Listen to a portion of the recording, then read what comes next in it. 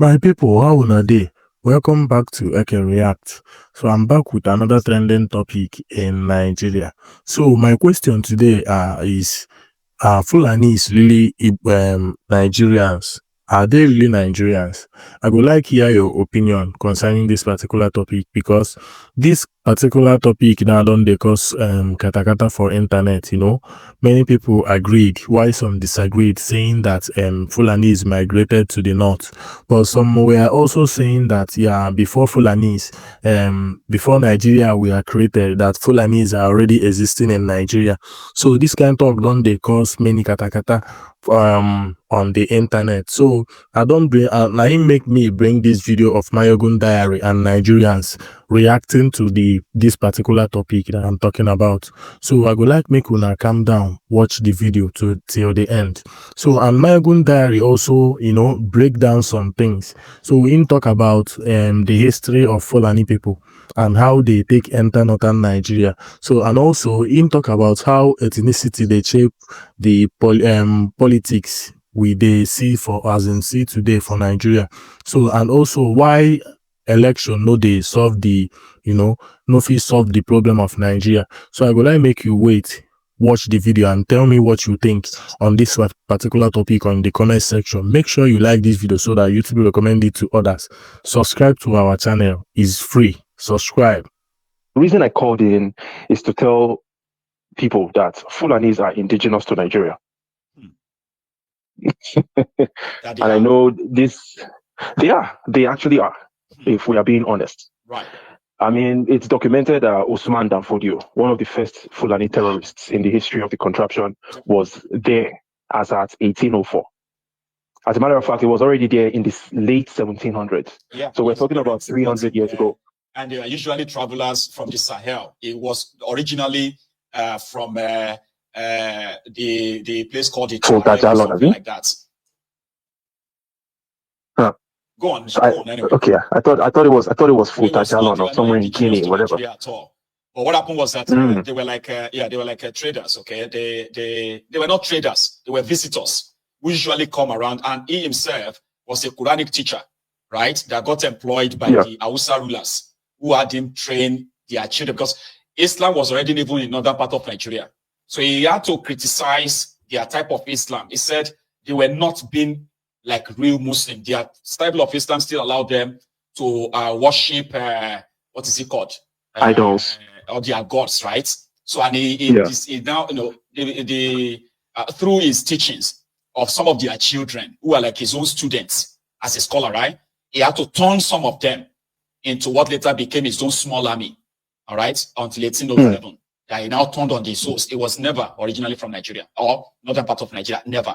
But again, history is there to remind us all of this, by the way.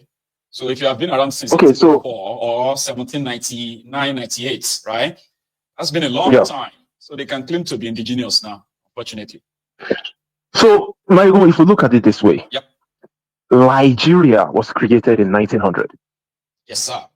And if the Fulanis have been in the Sokoto region, in the Katsina, Kano, Kaduna region, as at 300 years ago, before the creation of the contraption, then the contraption met them there.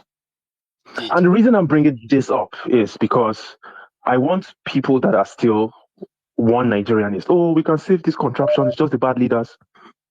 Those people, they need to realize that if you want a one Nigeria, then don't complain about Fulanis.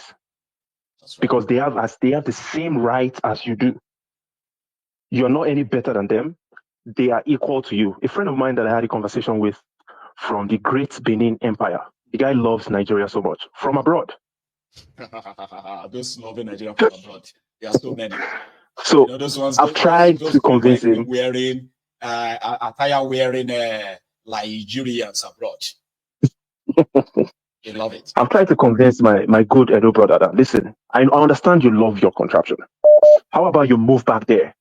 He said, no, I'm not going to go back there. But I love Nigeria. Okay. At the same time, I'm so angry with the Fulanis in our bushes in Edo State that are kidnapping our people. I said, but they have a right to be in your bushes. They have to be there. Because if They are Nigerians just like you. Yeah. You don't have a right to tell your fellow citizens where not to live because they are equally Nigerians like yourself. That's right. So that's the only reason I'm bringing this up, to make people that are still believers of one Nigeria, and at the same time, they want to criticize some natural characteristics of the contraption. You can't criticize it. You can't have it both ways. Stick to your Nigeria and the consequences of your contraption. People need to understand the real concept. Okay, it is like you being an American, whether you are a Floridian, a Texan, a Californian, or what have you. As an American, you can live anywhere.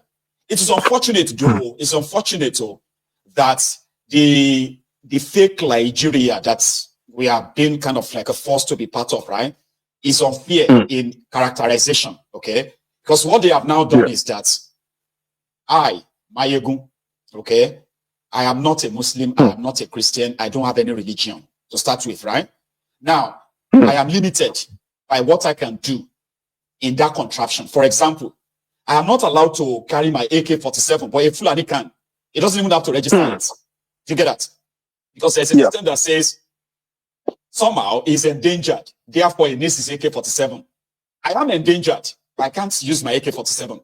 Okay? Yeah, double standard. Another one is that I can't, as a Nigerian, I cannot go to northern Nigeria and open a brothel, right? I can't open a brothel. I can't open an hotel enough that people can be drinking alcohol openly. Alcohol. And that's unfair. Yes. It's unfair. If I am a Nigerian, I can live anywhere I want.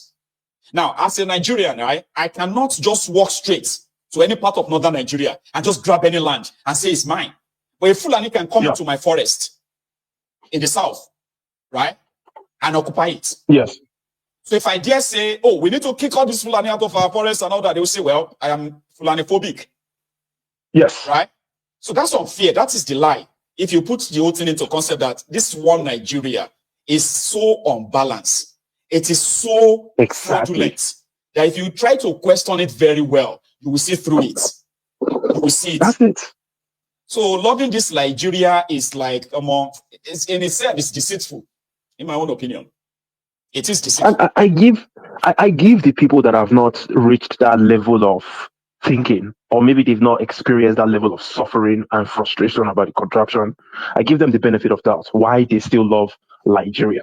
Because I was once in their shoes. I don't know what they are loving. But with time, exactly, they don't know yet.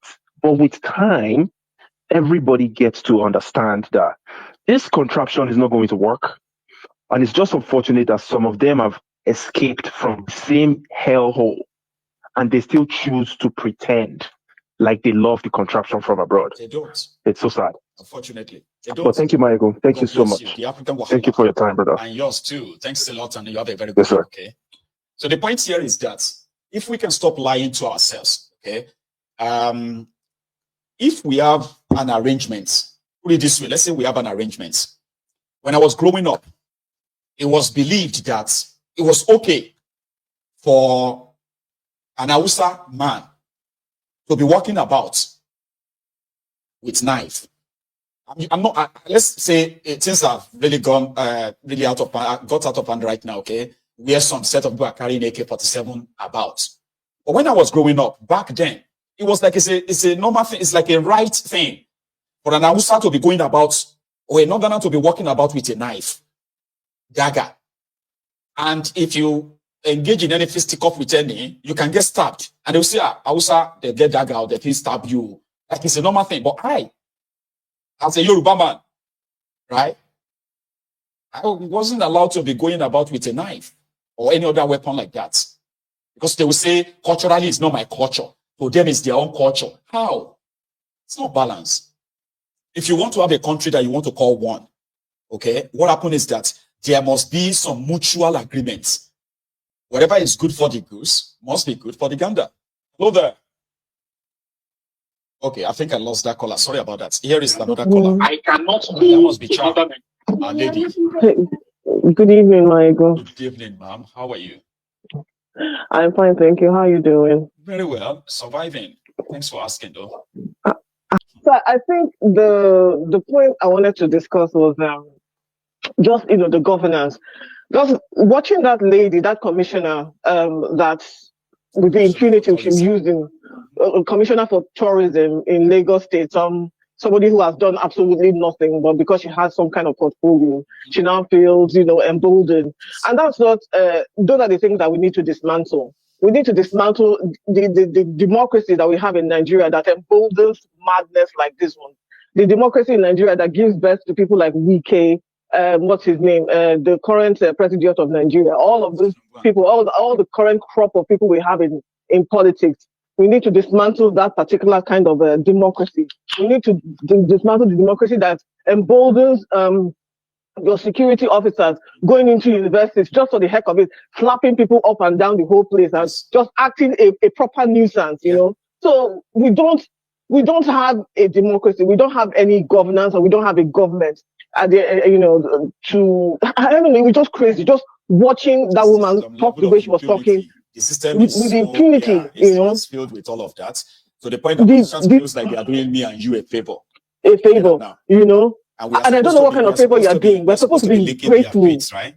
And be grateful. We need to dismantle the democracy that allows somebody to spend 26 years, 26 years, for stealing a generator, or for buying it. For buying a stolen generator. You did not go and chase the person who bought. But even if you chase the person who bought, even for the person that 26 years. 26. The child that they gave birth in 1999, when we regard as an adult, I don't. It really boggles the mind. They are married right now, if not because of. They are married. 26-year-old child is. Oh yes. Is a graduate. In fact, probably married in a working system. Probably out there like a child or two children. Or two. Some people here in this country, some people in the West would have had all the children they want to have in their life. Do you understand? They've gone to, they're probably directors or or VPs. That's what I mean, up there in their choosing up career. There in their chosen careers in their field. But we have a country and a democracy that allows the wastage of human resources just like that for no good reason. And that's like what's his name said, that the poor people are really the ones that bear the brunt of this horrible democracy that Nigeria is practicing. And I just wanted to just lend my voice to what you're saying. That place is a horrible place, and we need to start talking about. When we say that, when we say things like that, people want us to sugarcoat it because to them that is too blunt, that is too mean. Don't call Nigeria this. Let us just talk about the people destroying the place, and Nigeria is a beautiful. Will you shut up? Will you keep quiet?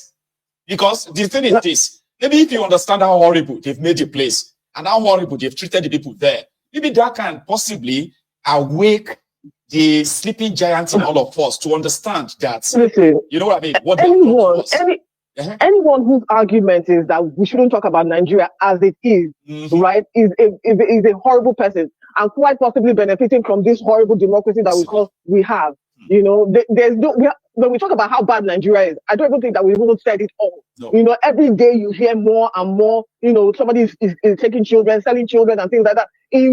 In this present day, we say we are in a 21st century or whatever, and we have people selling people, we have people kidnapping people, and we say we have a democracy, we have a place. We don't have a place. And just two more things, because other people need to call it. Sure, go on.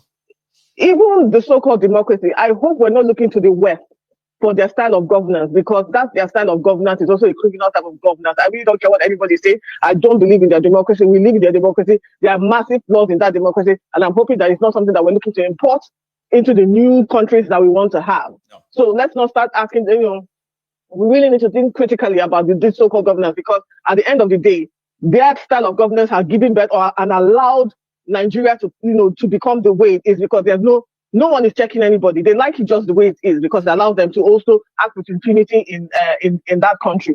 Then to African Wahala, I don't know, but my understanding is that Fulani people are not indigenous to that particular region. If you say that they are herdsmen and they move from place to place, because I think they're from the Fula region, isn't it?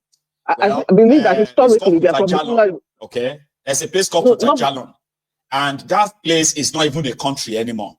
All right, it's like this desert wanderers. That's where the Fulanis are, and over time, where they managed to put up a sizable number of population, don't even exist as a country as we speak. That is why in J Republic, being in the middle of the Sahara Desert, okay, they are, they are like partly part of that place, but they are not indigenous to any of those places.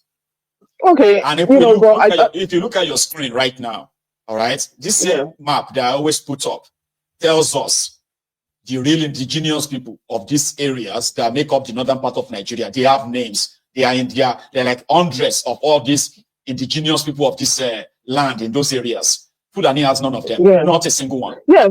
So Fulani has none of them, and that is not to negate what African Wahala is saying, that anyone who is looking to have like this one Nigeria that works has to also understand that one Nigeria includes these Fulani people, because you're not going to chase them away.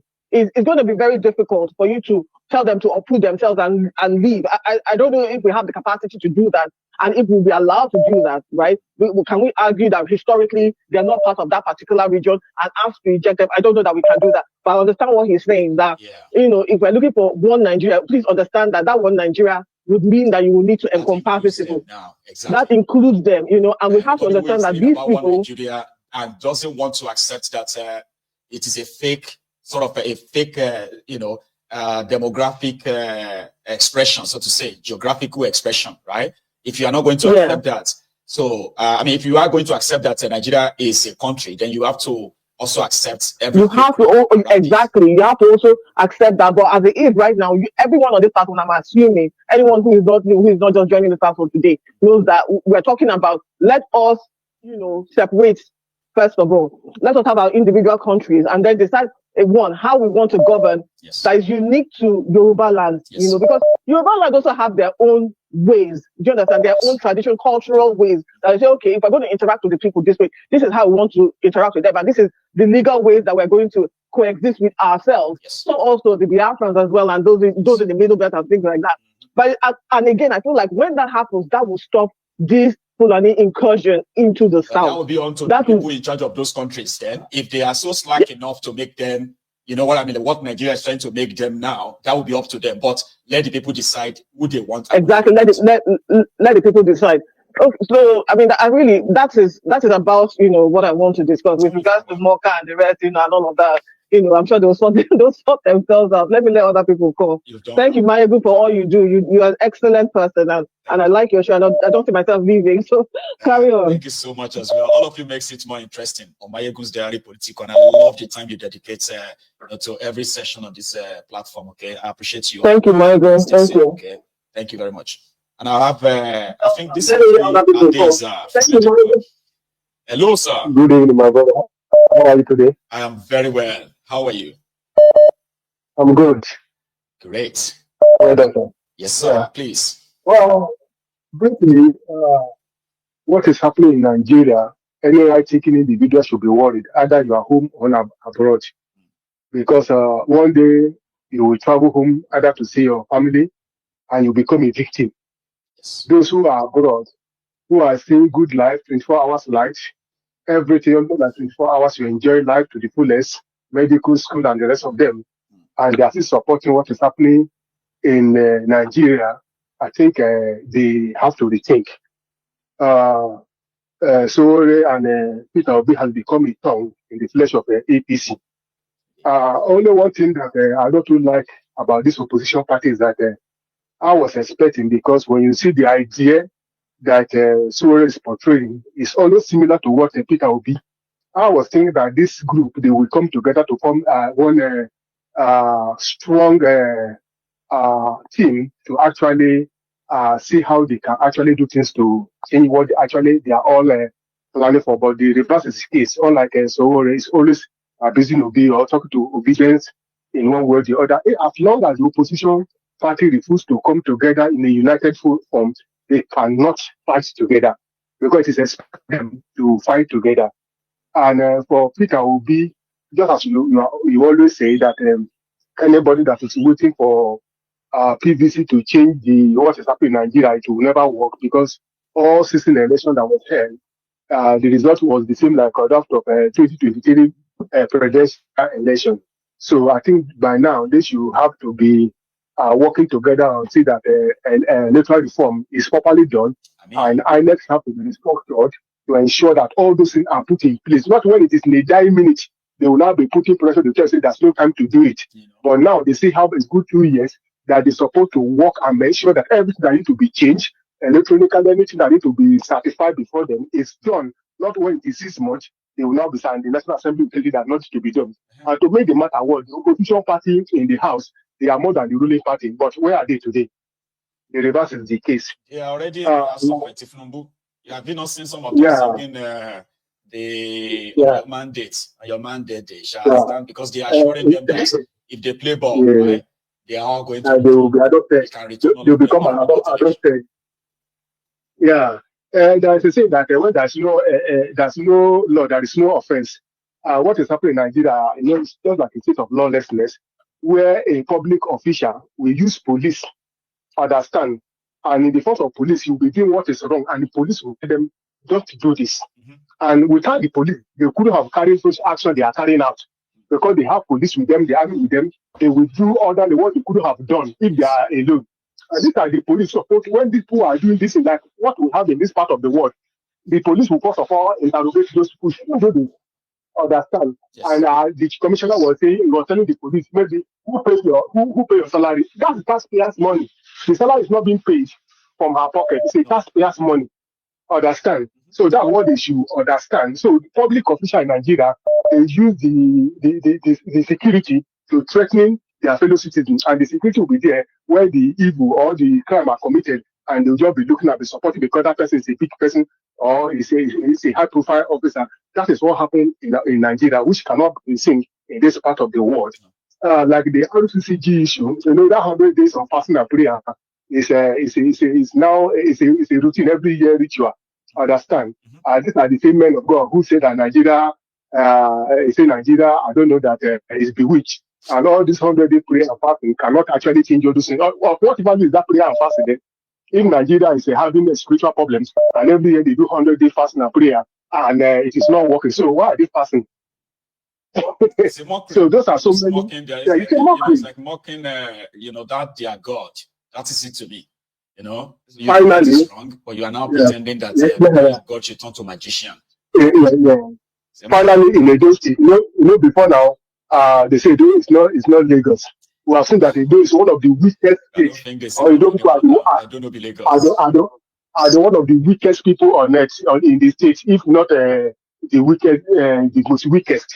Because what is happening in Edo State that is happening, I know it's the hand of Oshomole, but all that Okobono is doing is done by Oshomole. That's why you see how he was happy, jubilating when they do their final thing. They know how to do best.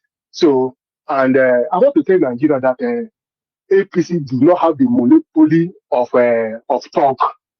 These people, the language they understand is violence. Yes. They have been using it to take to win election and do other things. I think other political parties too, they should rise up when they bring their talk and they talk clash. Maybe that will be the end of the state or the country, so that everybody will now go on this way. Because what they are doing here, like what they are doing, how can a governor dissolve first of all, this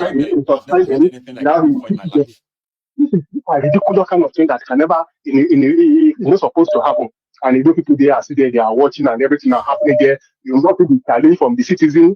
It seems that things is getting worse and worse every day. So until they rise up, just as Martin Luther, I used to say in one of his quotes, that no slave master voluntarily allowed the slave to go until the slave demand for it. So, and until they wake up to reality, freedom is taken. It's not taken. No. It's taken. So, I think those are some of the issues they have to wake up and see that the right thing are done. Particularly, Peter will be, if you really want to contest for 2027, he has to ensure with his other political party that the electoral system is changed, INEC is overhauled. Otherwise, he will come back to cry and say they are looking at Yes, don't carry people to go and die on the field and come and say you are paying condolence visit to their families. Thank you so much, Adeza. All right. I appreciate you and others tonight. Thank you so much, everyone. Our time is now really, really fast spent. Yeah, even though we started late, okay. And thank you to all of us. I'm going to see you some other time. To my other callers, I am sorry that we've come to the end of the chat. But don't worry, whatever it is that you want to add to this conversation, you can always, right, have your shots again. So tomorrow is going to be another day. So good night from here. I will see you all again. Good night.